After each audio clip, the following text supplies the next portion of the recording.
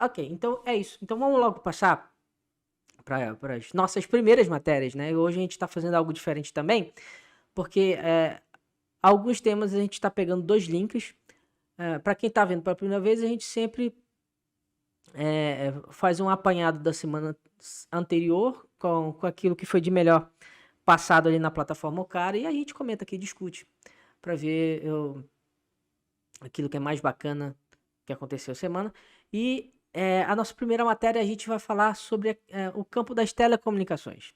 Né? Como vocês sabem, está acontecendo em Brasília um movimento de transição de governo. E essa transição de governo está tendo um grupo de trabalho de transição para o próximo presidente da República que conversa com o atual e a partir daí eles estão vendo as demandas para que possam já preparar para 2023. E aqui especificamente a gente vai falar sobre as telecomunicações, porque foi algo que foi muito destacado na semana passada. Então vamos lá, que nessa primeira tela ele fala o quê? Ó, o grupo de trabalho de comunicação da equipe de transição do presidente Luiz Inácio Lula da Silva apresentará agora 2 relatórios e não mais 3, como previamente pensado pelo grupo. Um deles, que deverá ser entregue até o dia 30 de novembro, tratará de alertas sobre as informações repassadas pelo atual governo do senhor Jair Bolsonaro. Vai trazer também uma avaliação preliminar da atual estrutura e organização de órgãos públicos e sugestões de decretos, portarias e legislações que deverão ser revogadas ou revistas. Tá? O segundo é um relatório final apresentado uma avaliação dos programas atuais desenvolvidos pelo governo atual e possíveis contratos que estão por serem encerrados e qualificados como sensíveis. O documento deverá apresentar também uma proposta de estrutura organizacional na área das comunicações para o futuro governo. A descrição de atos normativos que devem ser revogados logo nos primeiros dias de governo. Por exemplo, a revogação do sigilo de 100 anos decretada por Bolsonaro para alguns assuntos e sugestões de ações e medidas prioritárias para os 100 primeiros dias de governo. Então, o que acontece? Primeiro de tudo, mudança de governo. Então você tem que ver, na verdade, quem está ali no gabinete de transição, né, que é o seu Geraldo Alckmin e a equipe de trabalho, eles precisam, no caso aí no campo da comunicação social, eles precisam identificar aquilo que possa ter caminhado bem e aquilo que não, digamos não, nós temos que ter certeza de que não estava de acordo com do que é, o que deve, ou o que deveria ser o Ministério da Comunicação Social. Dentre outras coisas, no meu entender, precisam ser colocadas em postas, por exemplo, as instituições e os instrumentos que o Ministério da Comunicação Social tinha como parâmetro ou debaixo do seu guarda-chuva. Por exemplo, a EBC. A EBC que ela foi criada, a Empresa Brasileira de Comunicação, justamente para ser um canal estatal que pudesse não só ser uma instituição, enfim, de difundir as informações do governo federal, mas também ser um canal público descentralizador, ou seja, mostrar o que acontece no Brasil inteiro e todas as suas designações do que é uma empresa estatal. Como, por exemplo, a BBC de Londres, que é uma empresa estatal, não sei se você sabe, mas ela desenvolve através de impostos toda a sua programação. Então, no caso aqui da EBC, ela virou um instrumento de propagação política do atual governo.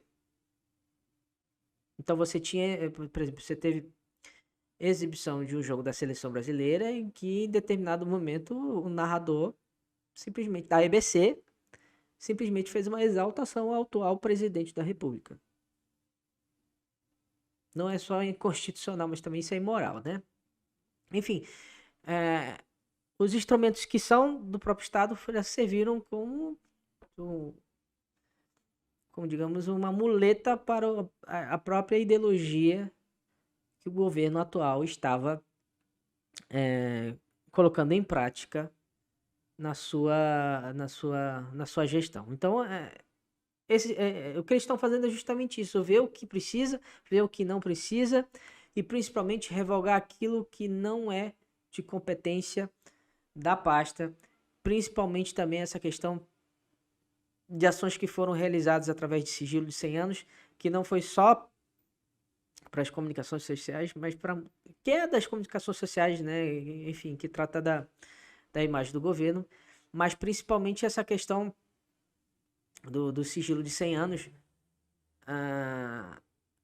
para, enfim, para a gente começar a elucidar alguma coisa, porque até agora ninguém sabe nada. Tudo aquilo que se caminhava para tentar desvendar, simplesmente se coloca um carimbo de 100 anos e a gente que lute para tentar entender nesse sentido.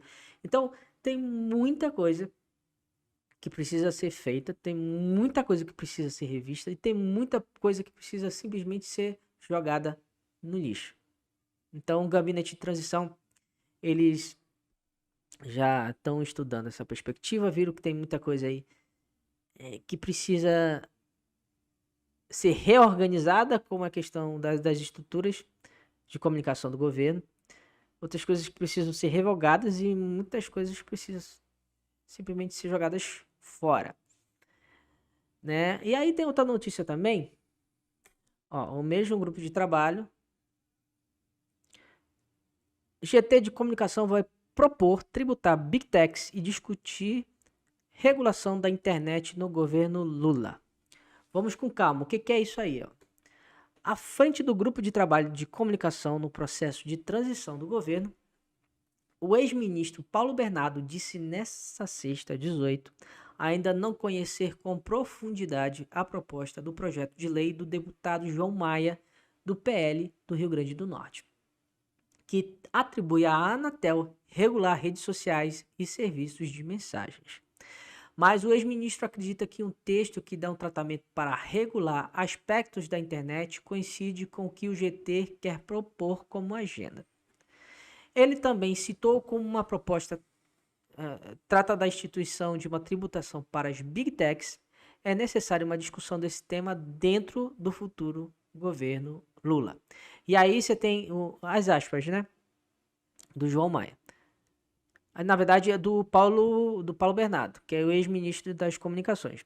Eu ainda não posso falar com propriedade do projeto, porque ainda não o conheci, mas vou procurar o João Maia para conversar. Nos conhecemos há muito tempo. Inclusive, na conversa que tivemos com o presidente da Anatel, Carlos Baigorre, falou da proposta. Disse Paulo Bernardo, um dos coordenadores do grupo de trabalho de comunicação da equipe de transição. Então, ó, você que está assistindo aí, meu amiguinho, antes de mais nada, ninguém vai fechar a internet, ninguém vai fechar a tal liberdade de expressão. Não é isso que trata esse projeto. Inclusive, essas duas matérias e o projeto de lei que é a 2768/2022, que é do deputado João Maia, do PL, nós colocamos o link aí para você justamente acessar na minúcia o que é essa lei, que pode ser que converse com o futuro governo na área da comunicação social. Então, o que trata? Eu dei uma olhada aí, dei uma lida nessa proposta de lei, né? Ela é justamente identificar quais são as Big Techs, as grandes empresas de tecnologia, e a partir daí colocar direitos, deveres e tributações para os serviços que elas propõem para o consumidor brasileiro. Ou seja, na verdade, é uma regulamentação para entender quem são essas empresas que estão trabalhando aqui e também propor uma taxa em cima dos serviços que por elas são realizadas. Então, eu tô até com medo de abrir aqui porque pode ser que caia, mas vamos lá, ó. Então a gente tem um projeto de lei aqui Então ela fala aqui, esta lei dispõe sobre regulação, fiscalização e sanção das plataformas digitais que oferecem serviços ao público brasileiro, né? Então, aqui fala, ela regulamenta, ela diz o que é, na verdade, essas empresas, quais são os direitos, quais são os deveres, mas o principal destaque dessa lei, deixa eu só descer aqui, o link tá aí no seu, o link tá aí na sua descrição, tá? Para quem tá no YouTube, a descrição dessa lei, na verdade o link está aí na descrição, tá? Você pode clicar e acessar direto. Mas tem um destaque aqui. Ela diz quem é que vai precisar fiscalizar nesse sentido, mas aqui, ó, no artigo 14, estão vendo aqui? Fica criado o Fundo de Fiscalização das Plataformas Digitais, FISDIG, nos termos de regulamentação específica. Então, o que é? O Poder Executivo poderá destinar parte dos recursos do FISDIG aos fundos citados no artigo 7 da lei para uso exclusivo como garantia ao desenvolvimento de produtos e serviços digitais inovadores. Então, o que eles propõem? Eles vão, a lei, ela identifica, caracteriza quem são essas empresas que na verdade, regulamentar essas empresas que propõem serviços ao consumidor brasileiro. Ela delega à Anatel para que ela seja o órgão fiscalizador das mesmas. E a partir daí, ela vai criar esse fundo que é a FISDIG, que nada mais, nada menos que uma parte desses serviços, para que ela volte também para o órgão, se torne autossustentável e que ela possa desenvolver projetos para que outros, na verdade, ela pega parte desse fundo para desenvolvimento de projetos descentralizados no Brasil para a área tecnológica. É muito parecido com a Ancine. A Ancine é uma autarquia e ela tem o Codecine, em que as mesmas empresas de telecomunicações elas têm que pagar pelos serviços que elas realizam, e a partir daí esse Codecine e outras formas também de pagamento de tributos, elas são desenvolvidas, uma parte desse dinheiro, para editais da própria Ancine para desenvolvimento de programas de televisão, séries, longa-metragens e assim vai. Então, o que essa lei do Paulo Maia, do PL, pretende fazer é algo muito parecido. É regulamentar o que são plataformas digitais, quais são os serviços, delimitar um órgão fiscalizador, que é a Anatel, e a partir daí desenvolver esses projetos, pegar uma parte dessa receita e então fazer com que parte desse dinheiro possa retornar em forma de desenvolvimento tecnológico. Então, não trata nada pelo menos eu não lembro de ter visto aqui, não trata absolutamente nada de liberdade de expressão ou de censura na internet, não. Então, essa conversa ela tá girando muito em torno de saber o que essa lei do João Paulo ela pode ser similar ao que o futuro governo do PT vai estar vai estar pretendendo também como regulamentação, tá, gente? Regulamentação da internet brasileira e a partir daí ver como é que esse alinhamento pode acontecer. Na minha opinião, eu vi a lei, é do PL, que é do governo do partido do atual presidente da República, por sinal. Eu vejo essa lei bem pertinente, viu, gente? Primeiro porque precisa, sim, como qualquer produto e serviço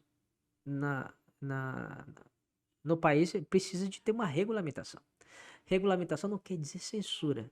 Regulamentação quer dizer direitos e deveres. Então eu preciso entender se eu tô debaixo de uma PL dessa. Eu preciso entender quais são tudo aquilo que eu tenho como direito e tudo aquilo que eu tenho como dever. E se tiver aqui um tributo para pagar para desenvolvimento de um mercado tecnológico, também preciso pagar os tributos. Então, eu acho essa lei, pelo que eu li ali, bem pertinente, bem. Ela delimita, na verdade, né, aonde é o escopo dessa atuação da PL, e principalmente ela coloca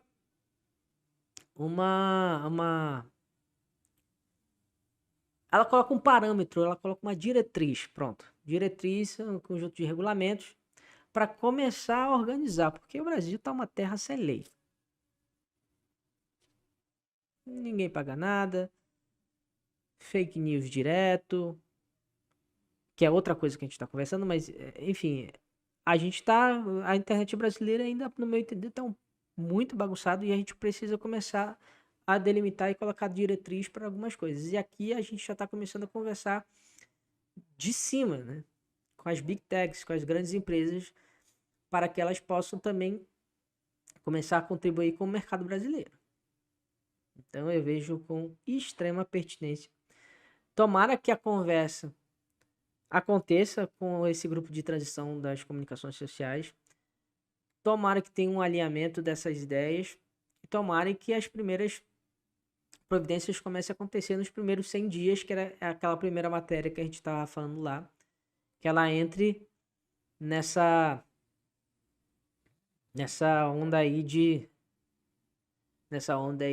regulamentar mesmo, que eu acho que é necessário, tá? Que comece por cima, que comece justamente para entender como os grandes precisam se comportar e entender como a internet brasileira funciona e ao mesmo tempo começar a ter um proveito de contrapartida para que essas empresas paguem os devidos tributos, já que elas estão utilizando os serviços no Brasil, para que o mercado brasileiro possa, o mercado de tecnologia brasileira possa deslanchar de uma vez com algo que eu vejo extremamente justo, ok? Tomara que tenha essa conversa, tomara que eles se entendam, tomara que o Paulo Bernardo converse com o João Maia, que ele tenha um entendimento do que é essa lei, e a partir daí eles tenham ideias em comum, e quem sabe a gente tenha aí as primeiras regulamentações como no campo das telecomunicações e da comunicação social em si, tá bom?